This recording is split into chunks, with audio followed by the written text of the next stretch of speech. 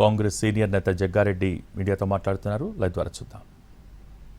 3 ఏళ్ల సీనియార్ని చూసే పెట్టిన అట్లా అందరి మినిస్టర్ ఉండని లేకపోతే సీఎం గారు ఉండని ఎవరైనా ఉండని నిబంధన ఏఐసీసీ అందరికీ అదే ఉంటుంది కదా. ఇక కాబట్టి ఇక్కడ 3-4 మండలాలు ఏఐసీసీ పరిధిలో లేవు. 2.5 సంవత్సరాలు 2.5 ఇయర్ సీనియారిటీ ఉంది. అంటే వాళ్ళు ఎప్పుడంటే ఒకరు ఇద్దరేమో సామీలు ఎమ్మటి జాయిన్ అయ్యారు. ఇది కాంగ్రెస్లో ఎమ్మెల్యే ఎలక్షన్ కంటే ముందు 2.5 ఇయర్. కొందరేమో పార్లమెంట్ ఒకరో ఇద్దరు పార్లమెంట్ ఎలక్షన్లు అప్పుడు జాయిన్ అయ్యారు.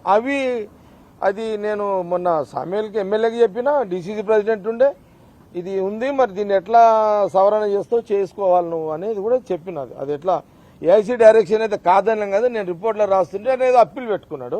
అప్పీల్ కూడా రాసినది. అట్లా ఆయన అప్పీల్ కూడా రాసిన 3-4 మండలాలు ఉన్నాయి. అట్లా 20 తారీఖు సబ్మిట్ చేసేస్తా, పీసీసీ ప్రెసిడెంట్ గారికి చేసేస్తుంది. అంతా కూడా మంత్రులు ఇప్పటికైతే ఇంకా నేను మాట్లాడుతాను. ఏమి పెద్దగా చెప్తే కదా నేను వెంకటరెడ్డి గారు పెద్దగా దాని మీద ఇక అది మనం ఆయన ఎందుకో మరి పెద్దగా ఇన్వాల్వ్ అవుతలేడు. కాకపోతే కొంత ఆ నియోజకవర్గాల సీనియర్స్ ఉన్నారు కదా, 30-40 ఏళ్ళు ఉన్నారు, పలానా ఉన్నారు. మరి దాన్ని ఎట్లా చేస్తారో చూడండి. ఇక యాజ్ ఎ మినిస్టర్గా నేను ఎక్కువ ఇన్వాల్వ్ అయితే బాగుండదు.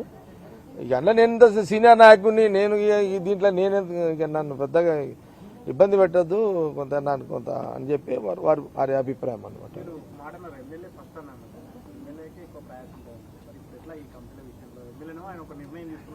అంటే ఎమ్మెల్యే గారు ప్రాధాన్యత ఉంటుంది, పార్టీ నిబంధనలు కూడా ఉంటాయి, ఏఐసీసీ నిబంధనలు కూడా ఉంటాయి. దాని అల్టిమేట్ పార్టీ కదా సుపీరియర్.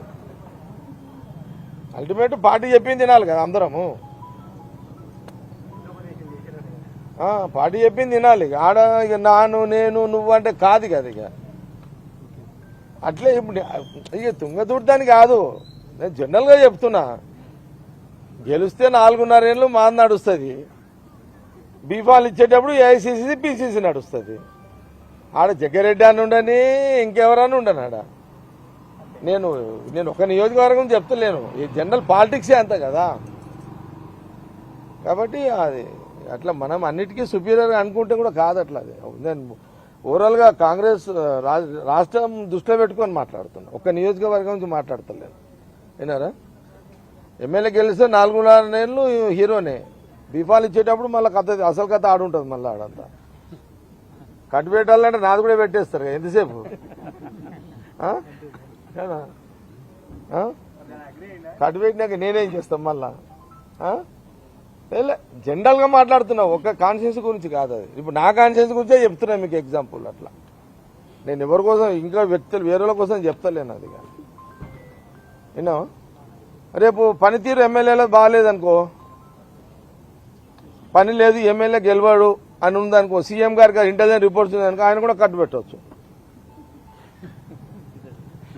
ఆయన అంటాడు, రేపు సీఎం గారు అంటారు 6 నెలల ముందు రిపోర్ట్స్ వస్తే ఏ ఎమ్మెల్యే పనితీరు ఎట్లుందని చూస్తాడు, అడుగుతాడు కదా, ఇంటెలిజెన్స్ ఇస్తారు కదా.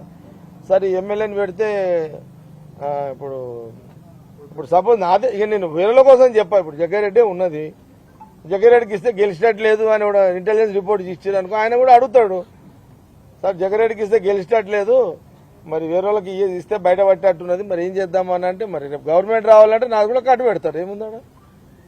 అంతే కదా. ఇంకేమైనా ఉందా డౌట్? ఏమన్నా ఇది అది అట్లా. ఓకే సరే, మాట్లాడుకొని వస్తాను.